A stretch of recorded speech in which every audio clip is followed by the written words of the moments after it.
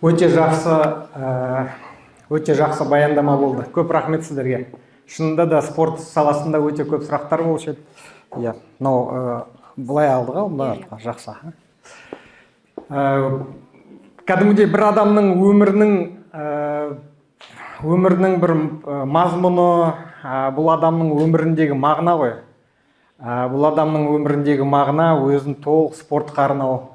Бұл адамның өміріндегі мағына, өмірінің мәні, бұл өзін бір салаға, су саласы болсын, инженерия саласы болсын, немесе спорт саласы болсын, адамның өмірінің арнауы.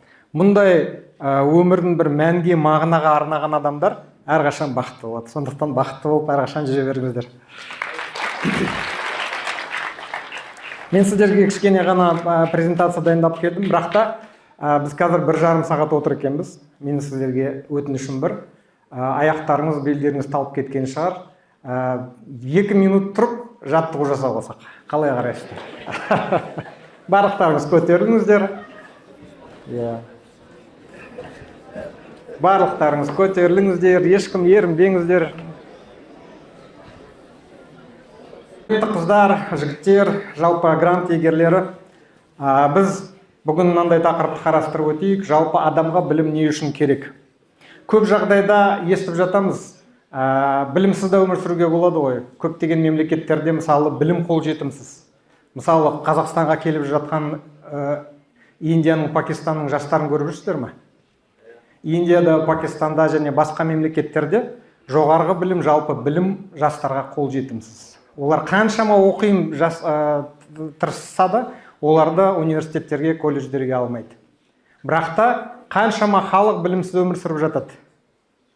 Бұл бір факт, және екінші факт, өкінішке орай, көп жастар жақсы колледжге түссе де, жақсы университетке түссе де оқығысы келмейді.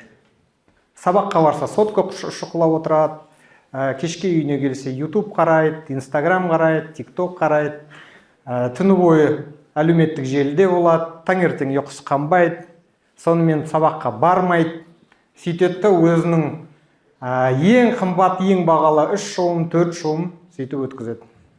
Сосын біткеннен кейін шығады, дипломын алып, дипломын көрсетеді де айтады, мынау менің білімім деп. Шын мәнінде білім бұл диплом емес. Егер де сіздер диплом үшін оқып жатсаңыздар, онда сіздер қазірден бастап әуре болмай қойыңыздар өздеріңізді.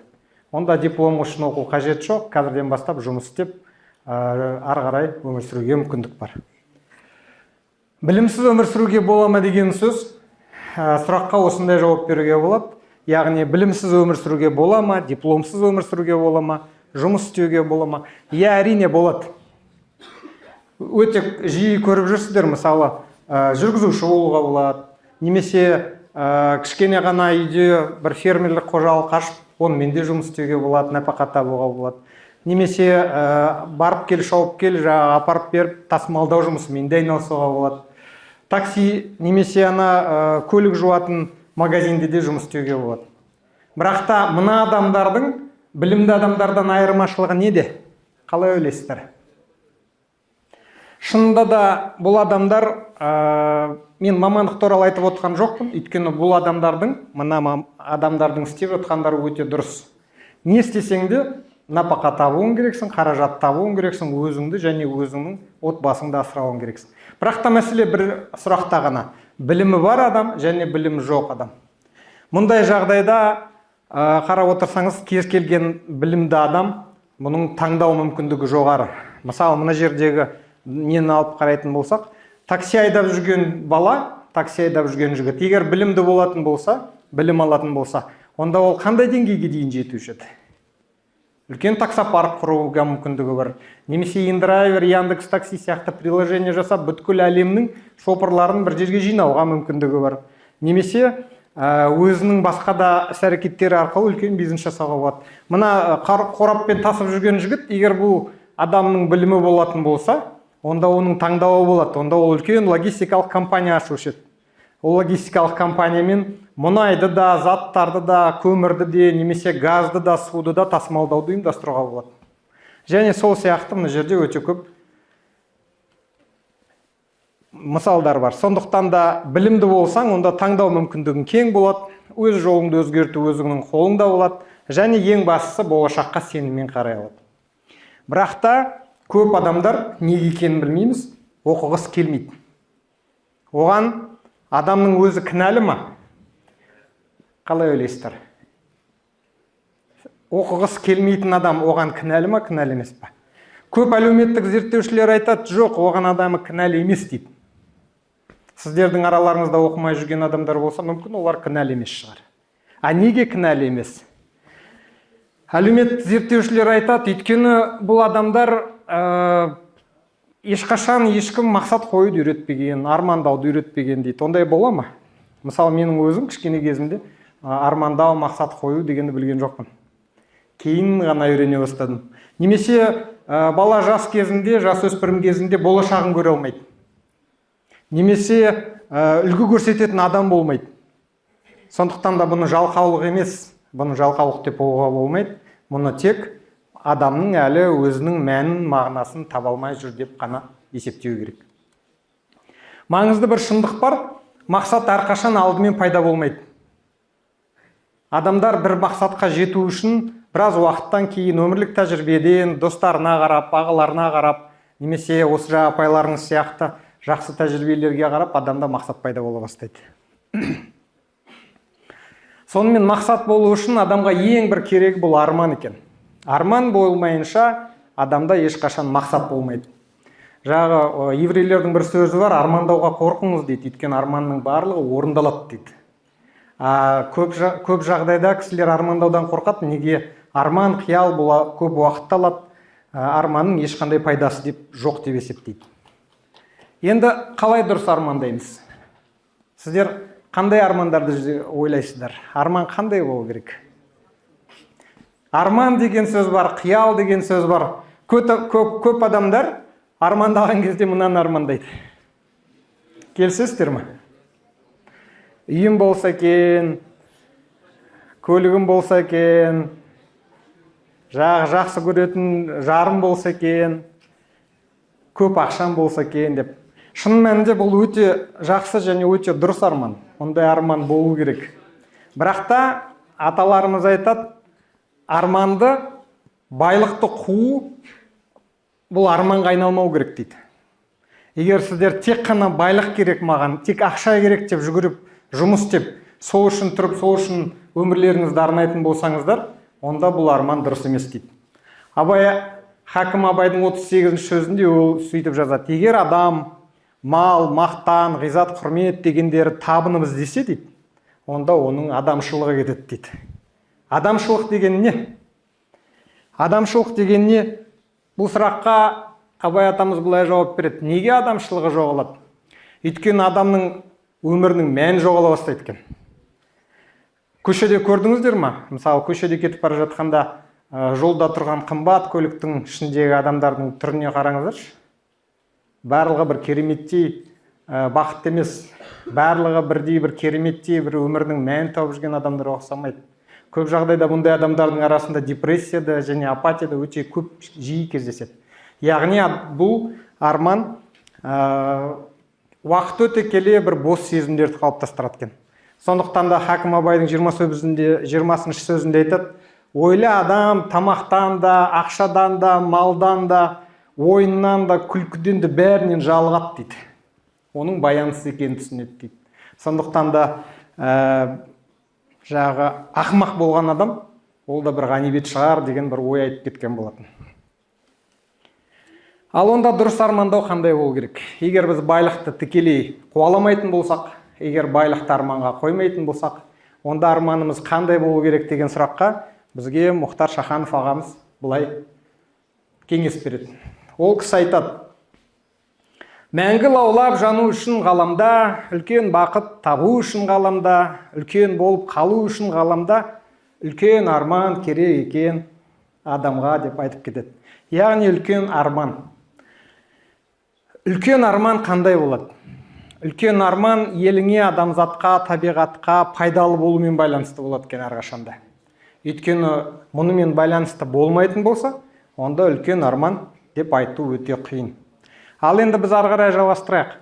Осы жерде отырған балаларымыздың мында бірінші курстар қанша бала? Көтеріңіздерші бірінші курстың балалары. Ой, тамаша, біраз балалар екен. 22-ші жылдан бері жарқын болашақ бағдарламасы бойынша 1100 бала оқып жүр. Осы жерде отырған 300 бала.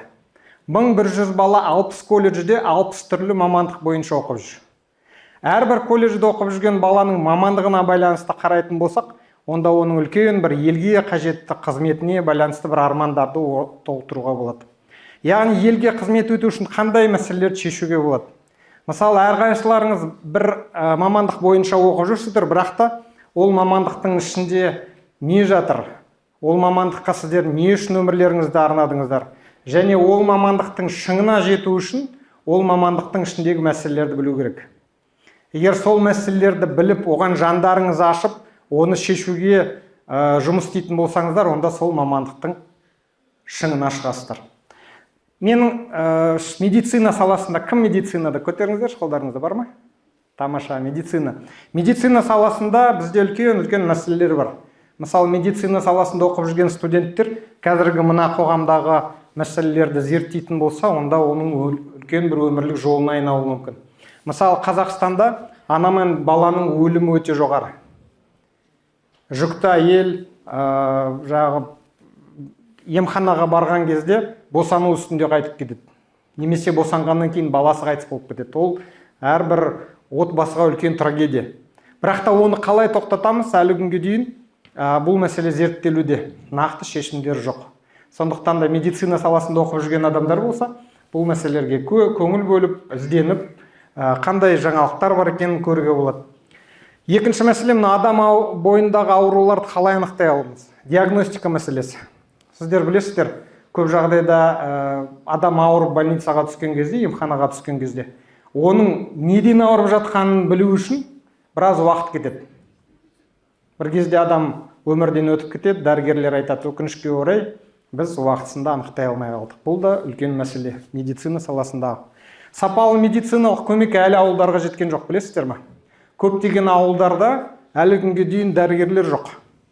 Егер де ауыратын болса, баласы ауыратын болса, өзі ауыратын болса, дәрігерлер ол жерге жетіп болғанша біраз адамдар өмірден өтіп жатыр. Немесе мына емі табылмайтын аурулар, әсіресе онкология аурулары қазіргі кезде қаншама адамның өмірін алып жатыр. Мысалы, медицина саласындағы оқып жүрген балалар осындай мәселелерді зерттеп, осындай мәселелерді ылғи қарап, солған байланысты шешімдерді біліп, немесе осы мәселені зерттеп жүрген ғалымдарды танитын болса, бұл үлкен жетістік болатын еді. Экономика саласында. Кім оқып жүр экономика саласында? Тамаша, біраз бала бар екен. Экономика саласында үлкен арманмен байланыстыратын мұндай мәселелер бар. Мысалы, экономика саласында әлі күнге дейін елде кедейшілік пен жұмыссыздық. Қаншама өңірлерде адамдар үйіндегі жейтін тамағы мен ішетін су жоқ. Ауылдарға су жетпеген. Қаншама жерлерде жұмыссыздық. Бір ғана Жаңаөзен қаласын алатын болсаңыздар, ол жерде 7 мың, 10 мың адам жұмыссыз жүр. Мына Қарағандыға алатын болсаңыздар, ол жерде 25 мың адам жұмыссыз жүр. Әр өңірде жұмыссыз жүрген адамдар көп. Бірақ та экономистер бұл мәселені шеше ала ма, шеше алмай ма?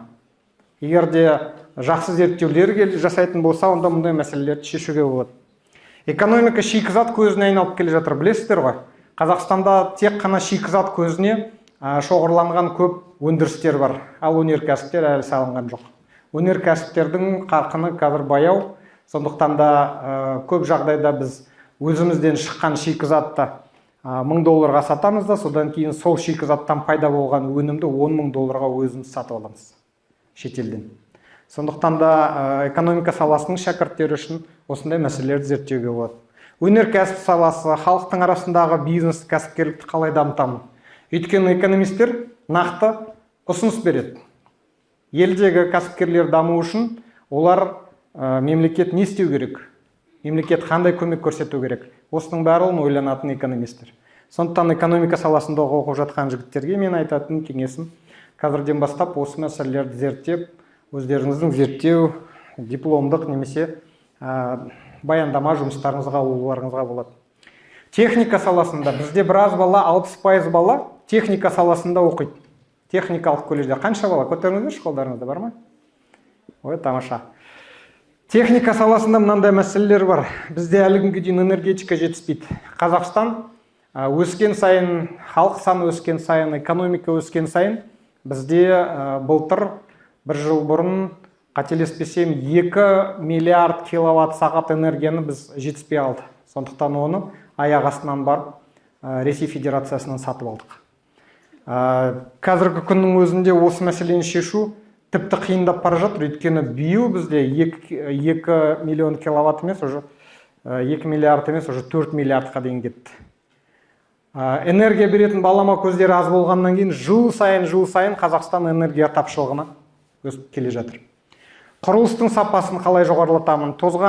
Тозығы жеткен инфраструктураны қайтып ауыстырамын. Яғни инфрақұрылым бұл да тікелей осы техникалық мамандықта оқып жүрген балаларымыз, жігіттеріміз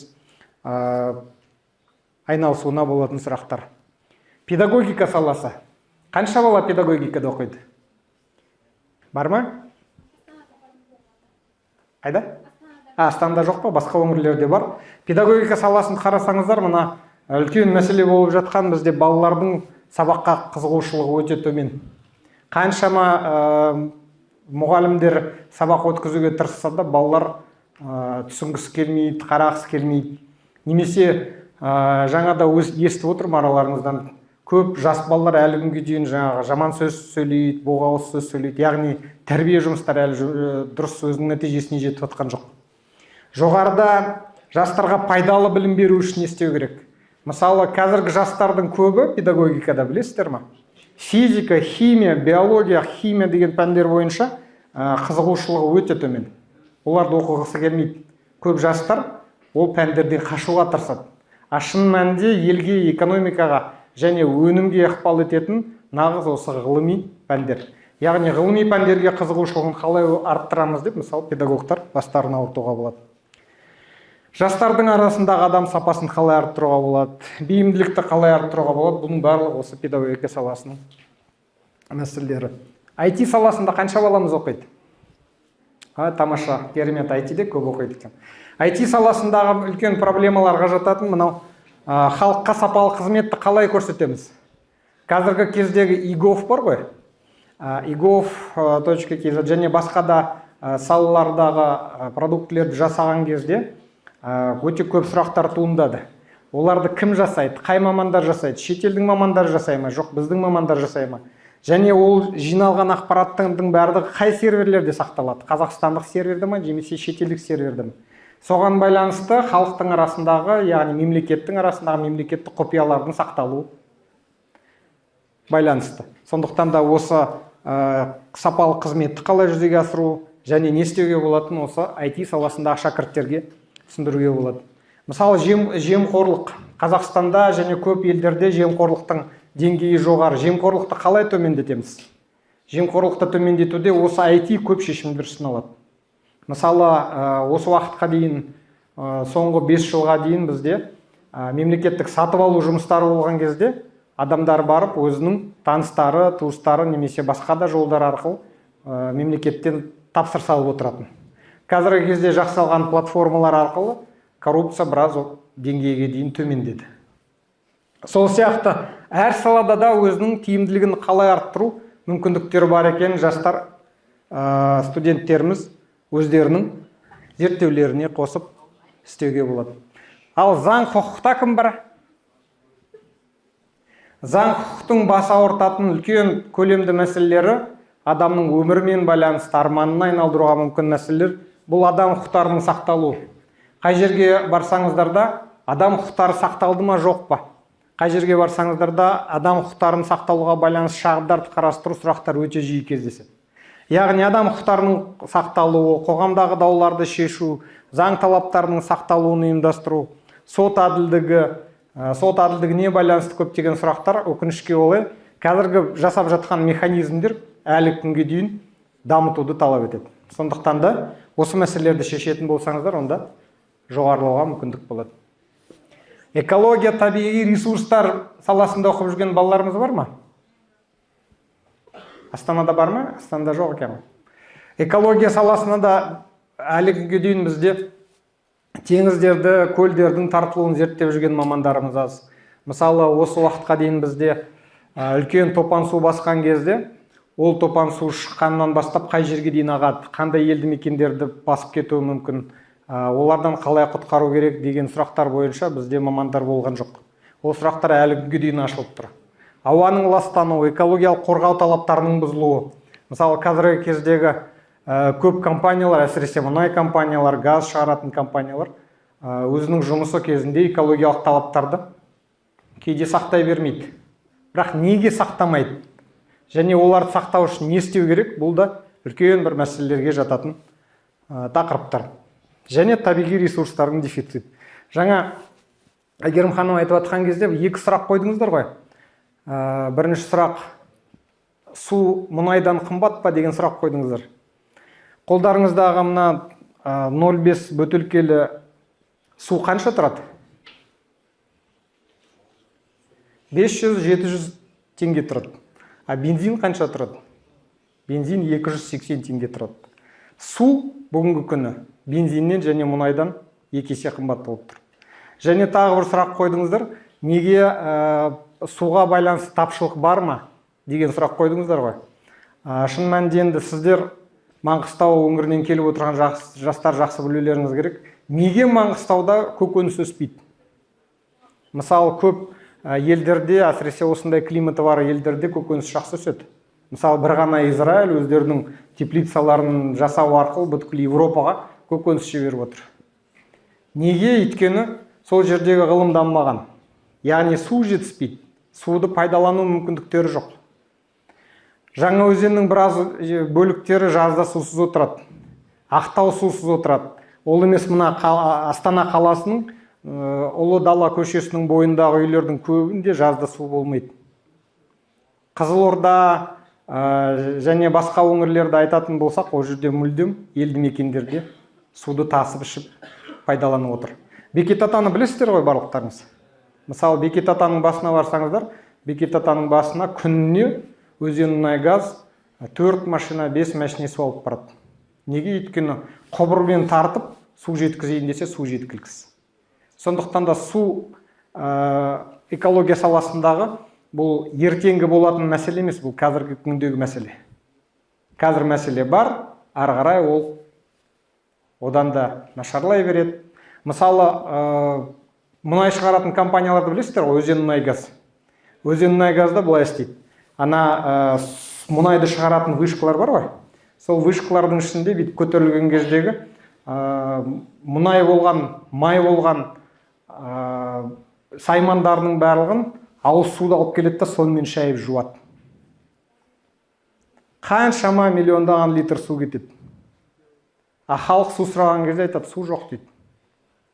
Неге сол суды қайтадан пайдалануға болмайды? Жіберген суды қайтадан тазартып, оны ішпейсің ғой, жуынбайсың ғой. Майды жууға жарайды ғой. Сондықтан оны қайтадан тазартып, оны неге пайдаланбайды?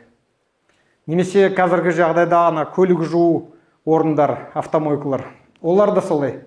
Адамның шетін тұщы суын алады да, онымен машина жуады. А неге одан шыққан суды жинап алып, оны тазартып, қайтадан қолдануға болмайды? Яғни осындай көп мәселелерге араласып, қазірден бастап бас ауыртып жандарыңыз ашитын болса, онда бұл адамның үлкен тағдырымен, өміріндегі мәнімен, мағынасымен байланысты болуы мүмкін. Агрошаруашылықта да өте көп мәселелер бар. Бұл студенттеріміз қазір Семей, Петропавлда оқып жатқан студенттеріміз осы мәселелермен айналысып жатыр.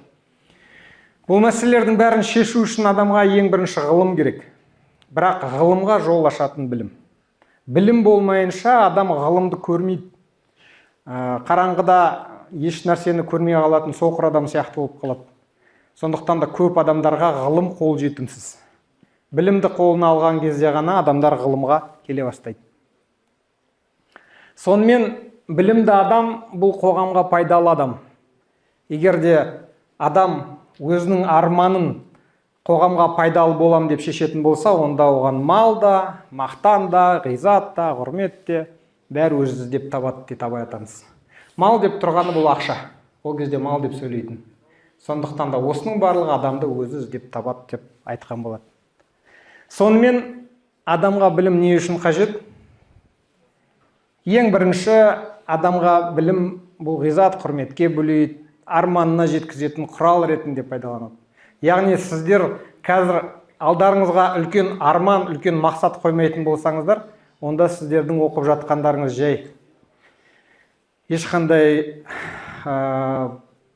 өнімділігі, тиімділігі болмауы мүмкін. Сондықтан қазірден бастап мақсат қою керек. Табысқа, малға алып келетін де білім. Және ең бастысы, білім адамның өміріне мән береді, мағына береді. Адамның өмірінің мәні болмаса, мағынасы болмаса, онда адам бұл өмірдегі өмір сүріп жатқаны бекер болып есептеледі.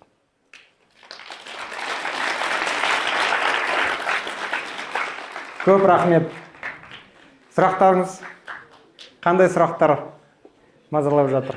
Қазірден бастап қастарыңыздағы оқымай жүрген балаларды көрсеңіздер, онда олармен біртіндеп сөйлесу керек. Неге оқымайсың? Неге мақсат қоймайсың? Қандай мақсаттар бар? Және менің тағы бір ұсынысым бар, қыздар, жігіттер. Әрқайсыларыңыз өз мамандықтарыңыз бойынша осындай мәселелерді талқылайтын топтар құруға болады. Сол топтар құру арқылы жиі жиналып, сол мәселелерді талқылауға болады. Мысалы, Каспий суы неге жоғалып бара жатыр? Әйгерім ханым біздің тобымыздың мысалы консультанты, эксперт ретінде шақыратын болсақ, ол сіздерге көп заттарға көздеріңізді ашып береді. Сондықтан осындай жұмысты жүзеге асыруға болады, осыны ұсынамын. Жақсы, рахмет. Сұрақтарыңыз?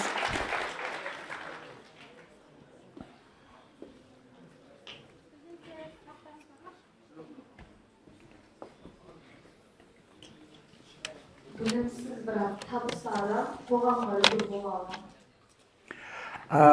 Білімсіз бірақ табысты адам ол өзінің ісіне байланысты. Табысты адамның екі түрі бар. Бірінші түрі бұл тек қана өзінің қажеттілігі үшін заттар сатып ала беретін адамдар болады. Мысалы, машина алады, одан жақсы машина алады, одан қалса вертолет алады, одан қалса яхта алады, одан қалса үйін кеңітеді, одан қалса сапарға шегеді, сөйтіп өмірін өткізетін адамдар бар. Және екінші түрде байлар бар, ол байлар өзінің қаражаты жиналса, онда олар жастарға білім беруге көмек бере бастайды, көптеген жобаларға қатыса бастайды, қиналып жүрген жандарға медициналық көмек жасауға өзінің көмегін бере бастайды. Мысалы, Сорос, білесіздер Джордж Соростың? Сорос деген үлкен бай болған, сол кісі әлі күнге дейін өзінің ақшасын қоғамдағы елдегі мәселелерді шешетін адамдарға беру арқылы жұмсап келе жатыр. Сондықтан да Абай атамыз айтады, өзі үшін өмір сүретін адам, ол даладағы жайылып жүрген малмен тең дейді. Ал қоғам үшін өмір сүретін адам, басқаға көмектесетін адам, ол адамның нағыз данышпаны деп айтып кеткен болатын. Сондықтан осында екі түрі бар.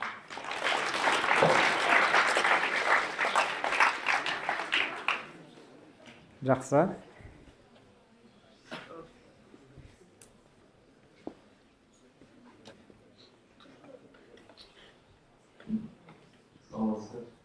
Менің бір сұрағым бар. Білім сапасын арттыру үшін ең алдымен неге өзгерту керек? Өте жақсы сұрақ. Білім сапасын арттыру үшін қалай ойлайсыздар? Мысалы, сіздер колледждерде қазір білім алып жатсыздар. Білім алу сіздерге қызықты ма? Қызықты ма, қызықты емес пе? Қанша пайызда қызықты? 50%, 70%, 20%? Шындықтарыңызды айтыңыздаршы.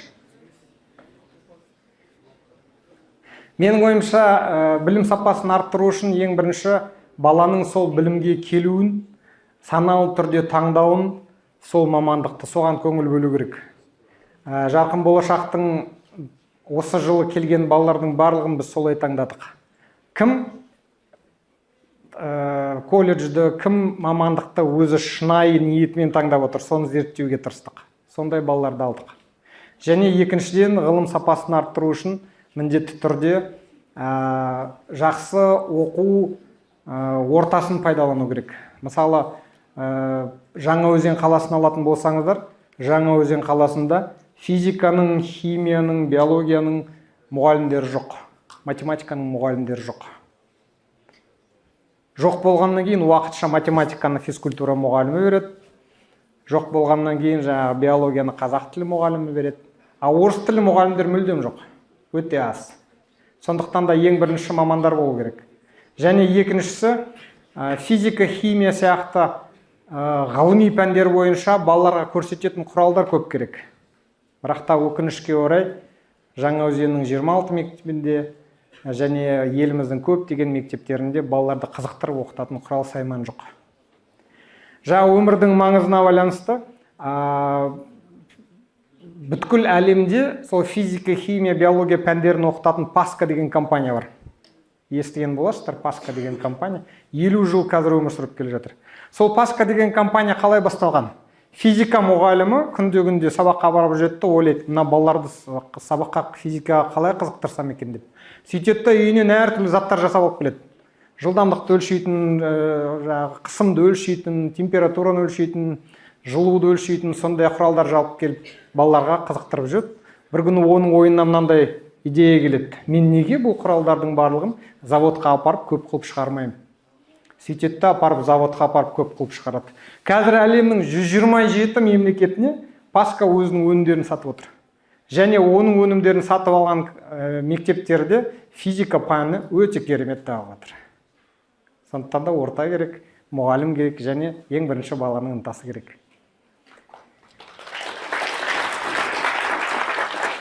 Рахмет. Тағы қандай сұрақтарыңыз бар?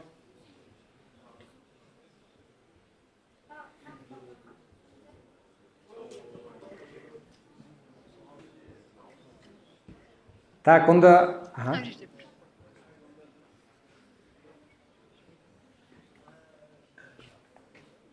Адам өмірінде білім маңызды ма, әлде қабілет маңызды ма? Адам өмірінде екеуі де маңызды. Өйткені білім қабілетке айналмайынша оның мүлдем пайдасы жоқ. Мысалы, сіздер барлықтарыңыз білесіздер ғой, таңертең тұрып жаттығу жасау керек екенін білесіздер. Дұрыс тамақтану керек екенін білесіздер. Күнде 7-8 шақырып жүру керек екенін білесіздер. Бірақ та адамда қабілет жоқ, оны істемейді адам. Егер де адамда ондай қабілет болмаса, онда білімнің ешқандай пайдасы жоқ. Және керісінше, егер адамда білім жоқ болса, онда қабілеттің ешқандай пайдасы жоқ. Мысалы, мынандай жағдай болған, бір екі үлкен кісі Алматыда менің балаларым тамақ алма жесін деп барып, базардан барып, алма ағаштарын сатып алады. 100-150 тауын сатып алып, үйіне алып келіп, отырғызады, үлкен дачасына барып отырғызады. Соны отырғызып, біліп, бітіп, риза болып отырған кезде қасына бір биолог келеді, айтады, ой, керемет, сіз бұларды неге отырғызып жатсыз дейді. Сонда ол айтады, балаларым алма жесін деп отырғыздым дейді. Сонда биолог айтады, сіз білесіз ба? 2000 теңіз деңгейінен 2000 метрден жоғары болатын болса, алма ағашы алма бермейді. Алма беретін тек қана апорт қана. Сіздің алмаларыңыз қандай деп еді, олар екеуі бастарын ұстады. Сонда екеуі 100-150 түп ағаш отырғызып шықты, бірақ та білімі жоқ. Істеген дағдысы, қабілеті зая кетті. Сондықтан да білімсіз қабілет тұл, және керісінше қабілет болмаса білімде тұл болып есептеледі.